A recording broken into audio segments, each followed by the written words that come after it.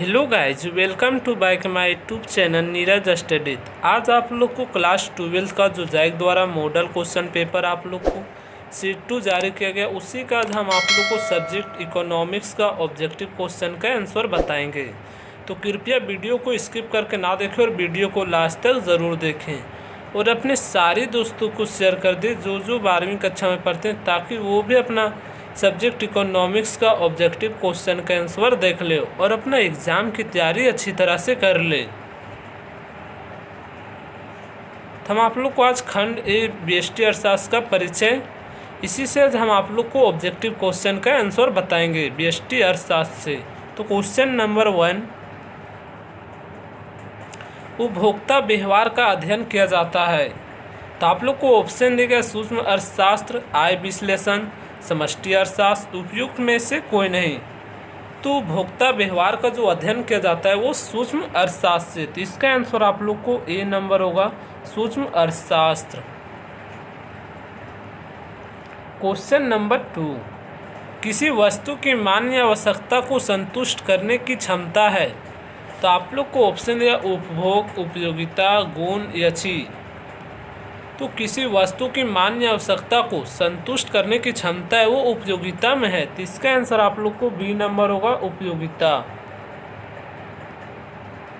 Question number 3, मांग फलन को निम्नलिखित में कौन सा समीकरण व्यक्त करता है। तो आप लोग को ऑप्शन दिया गया है, पहला px, दूसरा दिया है dx बराबर px, तीसरा dx बराबर f ब्रैकेट px ब्रैकेट बंद, चौथा इनमें से कोई नहीं। तो मांग फलन को निम्नलिखित में कौन सा समीकरण व्यक्त करता है। तो मांग फलन को dx बराबर f ब्रैकेट px ब्रैकेट बंद समीकरण व्यक्त करता है, तो इसका आंसर आप लोग को सी नंबर होगा। क्वेश्चन नंबर 4, औसत लागत वक्र का आकार होता है। तो पहला दिया है यू अक्षर जैसा, दूसरा समकोणीय अतिपरवलय जैसा, तीसरा दोनों आ एवं बी, चौथा उपयुक्त में से कोई नहीं। तो औसत लागत वक्र का आकार होता है वो यू अक्षर जैसा, तो इसका आंसर आप लोग को ए नंबर होगा, यू अक्षर जैसा। क्वेश्चन नंबर 5, समरूप उत्पाद विशेषता है। तो आप लोग को ऑप्शन दिया केवल पूर्ण प्रयोगिता, केवल एकाधिकार, दोनों आ एवं ब, उपयुक्त में से कोई नहीं। तो समरूप उत्पाद विशेषता है वो केवल पूर्ण प्रयोगिता, तो इसका आंसर आप लोग को ए नंबर होगा, केवल पूर्ण प्रयोगिता। क्वेश्चन नंबर 6, निम्नलिखित में से कौन उत्पत्ति का साधन नहीं है। तो आप लोग को ऑप्शन दिया गया है भूमि, श्रम, पूंजी, चौथा इनमें से कोई नहीं। तो आप लोग को बताना कि उत्पत्ति का साधन नहीं है। तो भूमि भी है, श्रम भी है, पूंजी है, तो इनमें से आंसर डी होगा आप लोग को, इनमें से कोई नहीं। क्वेश्चन नंबर 7, परिवर्तनशील अनुपातों का नियम संबंधित है। तो आप लोग को ऑप्शन दिया गया अल्पकाल एवं दीर्घकाल दोनों से, दीर्घकाल से अल्पकाल से, अति दीर्घकाल से। तो परिवर्तनशील अनुपातों का जो नियम है वो संबंधित वो अल्पकाल से है, तो इसका आंसर आप लोग को शॉर्ट रन होगा। तो आप लोग को सी नंबर करेक्ट आंसर होगा, अब तक अल्पकाल से।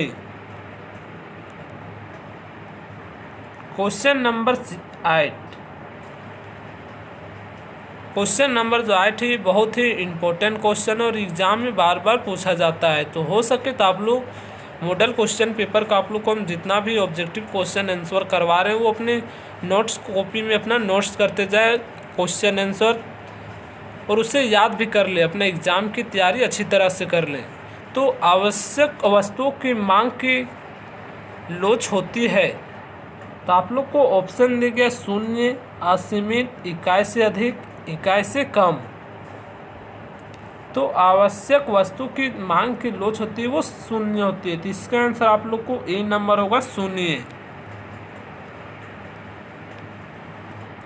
क्वेश्चन नंबर 9, अर्थशास्त्र धन का विज्ञान है, किसने कहा? तो देखिए क्वेश्चन नंबर 9 भी आप लोग को पिछले मॉडल क्वेश्चन पेपर में भी आप लोग को पूछा गया था। तो मॉडल क्वेश्चन से ही आप लोग को एग्ज़ाम में पूछा जाएगा क्वेश्चन। तो आप लोग को क्वेश्चन नंबर 9, अर्थशास्त्र धन का विज्ञान है, किसने कहा? तो आप लोग को ऑप्शन दिया Marshall, Adam Smith, Paul Samuelson, Malthus. तो इस अर्थशास्त्र का धन का विज्ञान किसने कहा? तो अर्थशास्त्र का धन का विज्ञान एडम स्मिथ ने कहा है। तो इसका आंसर आप लोग को बी नंबर होगा, एडम स्मिथ। क्वेश्चन नंबर 10, पूर्ण प्रयोगिता में, तो आप लोग को ऑप्शन दिया ए आर बराबर एम आर, ए आर बड़ा एम आर। तो आप लोग को पूर्ण प्रयोगिता में है, तो इसका आंसर आप लोग को ए नंबर होगा, ए आर बराबर एम आर। क्वेश्चन नंबर 11, जब कुल उपयोगिता अधिकतम होती है तब सीमांत उपयोगिता, तो आप लोग को पहला ऑप्शन दिया गया है धनात्मक होती है, दूसरा ऋणात्मक होती है, तीसरा शून्य होती है, इनमें से कोई नहीं। जब कुल उपयोगिता अधिकतम होती है तब सीमांत उपयोगिता शून्य होती है। तो इसका आंसर आप लोग को सी नंबर होगा, शून्य होती है।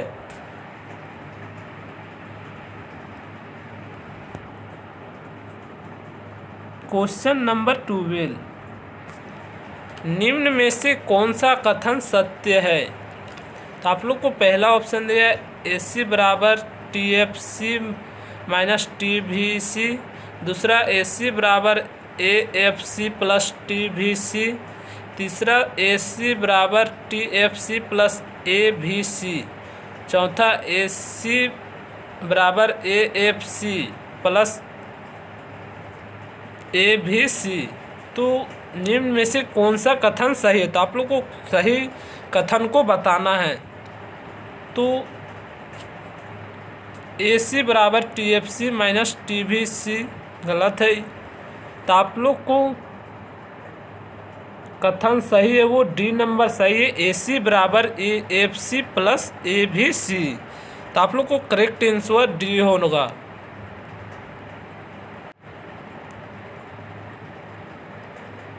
क्वेश्चन नंबर 13, उत्पादन संभावना वक्र का ढाल गिरता है। तो आप लोग को ऑप्शन है बाएं से दाएं, दाएं से बाएं, नीचे से ऊपर, इनमें से कोई नहीं। तो उत्पादन संभावना वक्र का ढाल गिरता है वो बाएं में दाएं। तो इसका आंसर आप लोग को ए नंबर होगा, बाएं से दाएं। उत्पादन संभावना वक्र का ढाल गिरता है बाएं से दाएं, from left to right.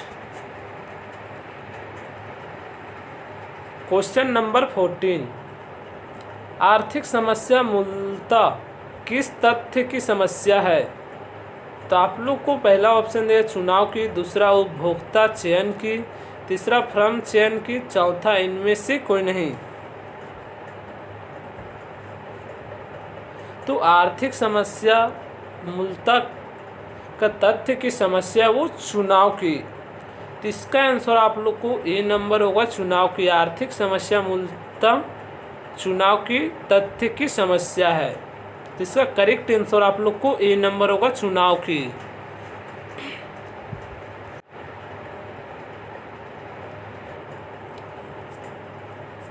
Question number 15, मांग की लोच है।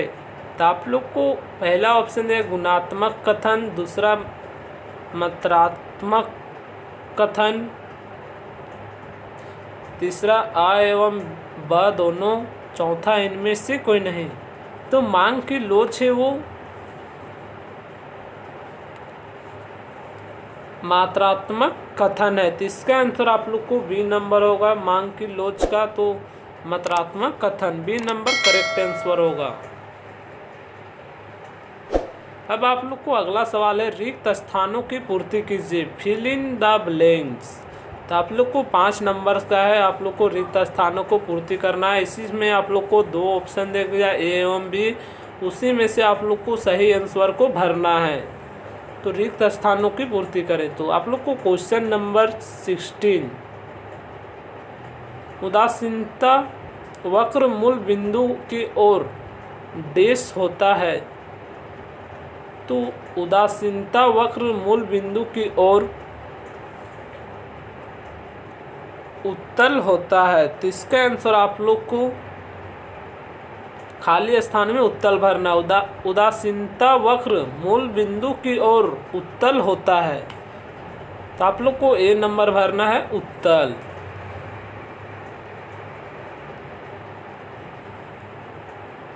क्वेश्चन नंबर 17,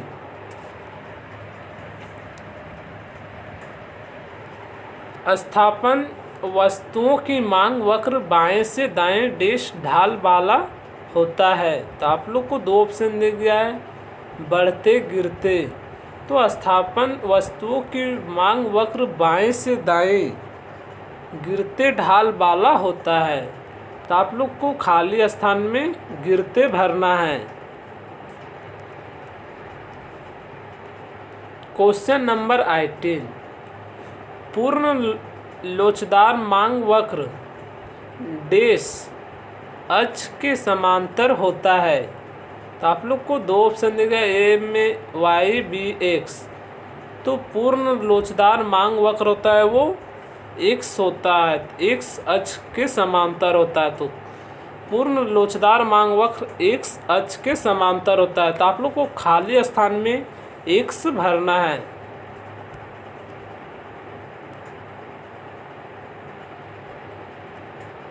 क्वेश्चन नंबर 19, अल्पकाल में एक विवेकशील उत्पादक स्वयं को उत्पादन के डैश अवस्था में रखना चाहता है।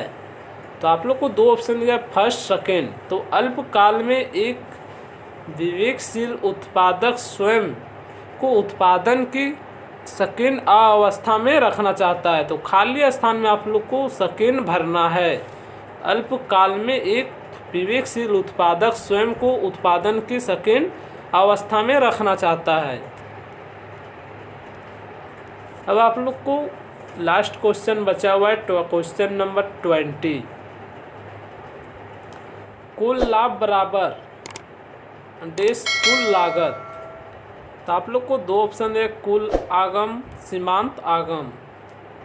तो कुल लाभ बराबर आप लोग को बताना क्या होता है। तो कुल लाभ बराबर कुल आगम। तो इसका आंसर आप लोग को खाली स्थान में कुल आगम भरना है। कुल लाभ बराबर कुल आगम माइनस कुल लागत। तो आप लोग को क्वेश्चन नंबर 20 में कुल आगम भरना है। आज का वीडियो वहीं तक। क्लास 12th का जो आप लोग को आर्ट्स का मॉडल क्वेश्चन पेपर सेट 2 जारी किया था, उसी का हम आप लोग को ऑब्जेक्टिव क्वेश्चन का आंसर बताएं। इसी तरह का वीडियो देखने के लिए हमारे चैनल को सब्सक्राइब कर ले और घंटी का बेल आइकन ज़रूर दबा दे और अपने सारे दोस्तों को शेयर कर दे जो 12वीं कक्षा में पढ़ते हैं, ताकि वो भी अपना इकोनॉमिक्स का मॉडल क्वेश्चन पेपर सेट 2 का ऑब्जेक्टिव क्वेश्चन का आंसर देख ले और अपना एग्ज़ाम की तैयारी अच्छी तरह से कर लें। और अब हम आप लोग को नेक्स्ट वीडियो में समष्टि अर्थशास्त्र का ऑब्जेक्टिव क्वेश्चन का आंसर बताएंगे। आप लोग को लॉन्ग क्वेश्चन का भी आंसर बहुत जल्द यूट्यूब चैनल में हम अपलोड कर देंगे। अगर वीडियो पसंद आए तो वीडियो को लाइक शेयर कमेंट ज़रूर करें। धन्यवाद।